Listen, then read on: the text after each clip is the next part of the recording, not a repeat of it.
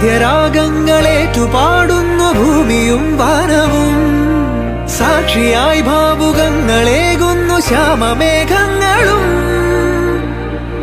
പവിഴമഴയേ നീ പെയ്യുമോ ഇന്നിവളെ, നീ മൂടുമോ വെൺപനിമതിവളിലെ മലരുളി അഴകിലെ നാളങ്ങളിൽ. എൻ കനവുകൾ വിതറിയ താരകങ്ങളെ കാണുവാൻ കാത്തു ഞാൻ.